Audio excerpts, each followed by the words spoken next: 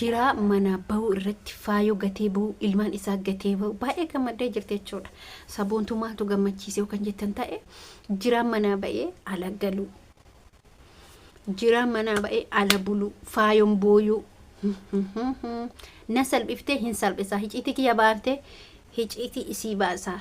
Jiraa yoo ani gali jedheen hin galaa, yoo ani bulii jedheen hin bulaa, yoo ani deebii jedheen hin deebi'aa. Qaalii kiyyaan ala socho'uu hin danda'u jettee jirti. Bilbila tokkittiidha. Jiraa fi sabboontuun waliin haasa'a qaban. Jiraa fi sabboontuun waliin haasa'a qaban. Ani waan kana immoo piraankiillee taa jedhee shakkallee ashama harka fuuna jirtu akkam nagaa keessanii fayyaa keessanii jirra. Alhamdulillah galata rabbii isin baga jiraatanii. Wantoota chaanalii keenya sabiskiraayib gochuu hin dagatina. Isiniin jechuu barbaada. Haadha immoo akkuma beekamutti sabboontuun jiraa fi faayoon addaan baananii baay'ee gammadee jirti. Dhugaa baay'ee gammadee jirti. Akkamiin intalli maal qabdi? Jiraa fi isii wajjin jiranii laata? Jiraa sabboontuu wajji jiraatuun oolan. Hiciitii guddaa wal biraa qaban.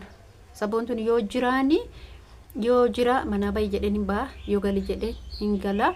Amma immoo ijoollee isaan addaan hin baasu manatti deebisaa jettee jirti.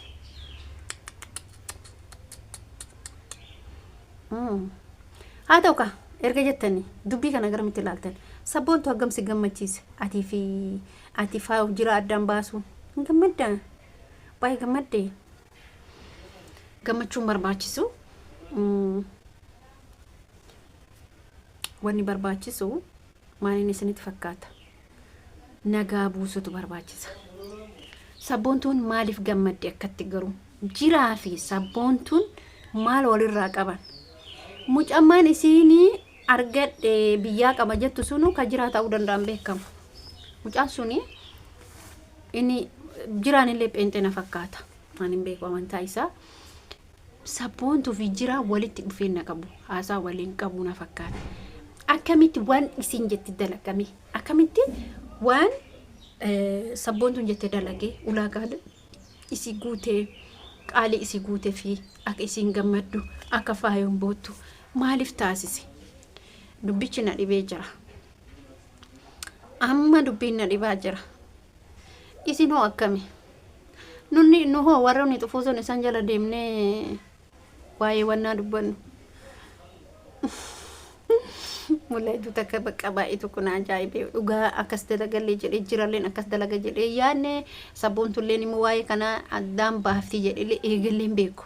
Dhugaadha isiniin jedha.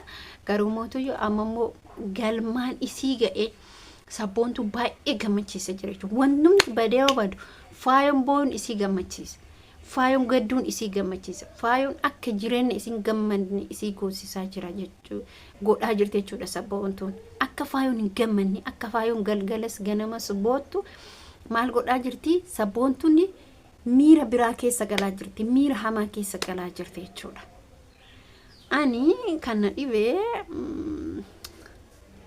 akkamitti akkana godhuu dandeettedha bakka ani akkattis yeroo mata akkatti sakandi mata akkatti sabboontuu faayoodhaan addaan bahi halkan takka buluu miti sakandi faayoodhaan fagaata jedhee yaadne wallaahi isin gara keete jechuudha.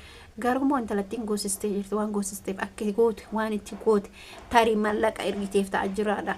Amma sabboontuun wanni kana hunda ifaajaa jirtu. Jiraadha mallaqa ergitee akka inni isiin barbaanne akka inni isiitiin deebine bakka taaggalarra jirti. Sabboontuun illikiin miira biraa keessa seenaa jirti. Miira biraa keessa seenaa jirti. Muki asentu rakkoon qabu.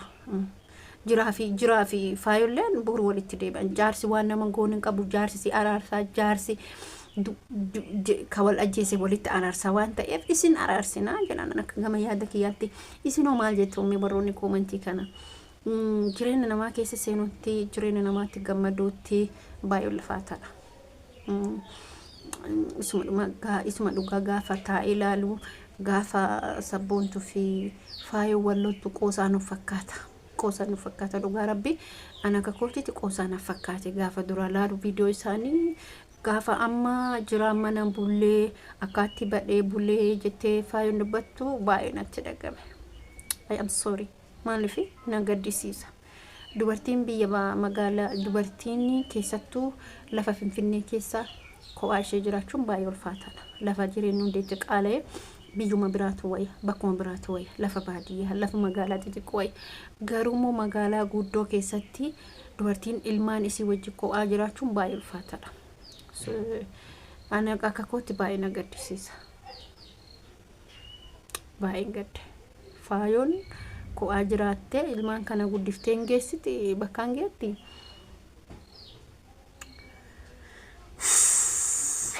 Maamit. Namatti dhagama. Otoo kalbutti dhaabatanii, otoo fagoo deemuu baatanii, Sabontulleen akkuma jette otoo abbaa manaa ishee san abbaa manaa faayoo san yookiin jiraa manatti deebiftee baay'ee bareeda ture. Maaliif isiin illee qaama biraa dhimma bakka qaamni ishee yaa fagoo yaa jechuun gaalee jira. Sabontuu akkatti jirte jechuudha. Hamma jara addaan baaftee kaatee jaarsummaa dubbattee walitti deebisuu akka faayoon deebitee isii kadhattee deebitee isin jiraa manatti deebiftu barbaadde Sabontuun akkan argitti. Fakkeenyaaf sababa Sabontuu isin arrabsitee manaa ba'e miti yookaan immoo guutumaan guututti akka isin yuutuubii kana dhiiftu manaa ba'e jechuudha. Akka yuutuubii kana dhiiftu yookiin immoo akka Sabontuu arraba dhiiftu. Kanammoo tuyyuu deebiteef Sabontuun faayoon Sabontuu dhiifama gaafattee kaatee akka manatti deebitu barbaada.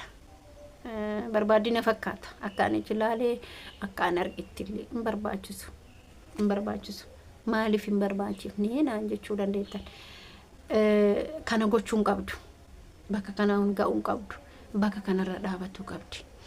Boru karaan amma si qabe kun atis nama ilmoo qabu abbaa manaas dhabdu. Abbaa manaas dhabdu nama ilmoo qabu. Nama ilmoo qabu waan hin taane dalagu. Tokkoffaa gammachuu namarratti hin deemu. Maaliifi gammachuun hin barbaachisu ka? Wallaahi hin barbaachisu. Bultii namaa diiganii baga diigamti. Alhamdulillah jechuun hin barbaachisu. Bultii diigame irratti. Bultiin diigamte si gaddisiisuu qabdi. Maaliifi si gaddisiisuu qabdi. Dhuguma. Ani bor maal ta'a? Yoo sisin ta'in, yoo mataa kee hin ta'in, ilmoo kee ga'uu dandeetti. Safuun amma yookiin gafuun gifiiwwan amma namatti gammadan har'a qofa otoo hin taane boris si tuquu danda'a waan ta'eef. Ati har'a gammaddee jiraatta otoo hin taane bor gadduu dandeetti. Bor ati har'a yoo ati har'a gadduu baatte bor ilmoon tee gadduu dandeetti sini galee. Kanaaf waan akkasii raawwatuun hin barbaachisu. Wanni akkana raawwachuu hin barbaachisu.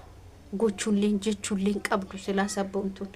Erga gootee nagaa buusi biyya nagaa taasisi. Dachii nagaa taasisi, samiis nagaa taasisi. Faaya walitti araarama, walitti deebi'a. Jireenya isii keessaa ba'e. Jireenya kee keessa isilleen hin seenin, atillee seeninidha. Kanan isin jechuu barbaada viidiyoo biraatti nama walitti deemnutti nagaan naa turan.